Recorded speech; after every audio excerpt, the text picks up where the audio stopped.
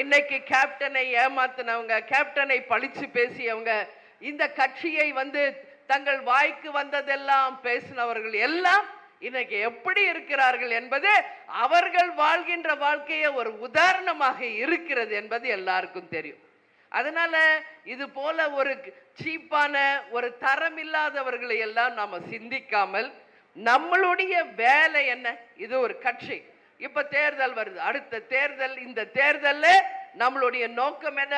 வெற்றி ஒன்றுதான் நமது இலக்கு என்று சொல்லி அந்த பாதையில் நாம் எல்லாரும் பயணிச்சு உங்கள் அத்தனை பேரையும் இப்ப என் கண்ணுக்கு முன்னாடி நீங்க எல்லாம் இருக்கீங்க. என் மகளிர் அணி சகோதரிகள் மஞ்ச சேலை கட்டின அத்தனை பேரும் எனக்கு லேடி கேப்டன்களாக, தலைவரினுடைய உயிர் உண்மையான நீங்க தெரியுறீங்க.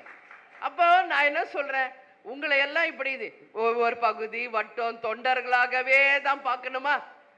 எழுதி வச்சுக்கோங்க. Get ready for the elections. DMDK is ready to contest the elections. நாம ரெடியா இருக்கோம். தேர்தலை சந்திக்க தேமுதிக ரெடி.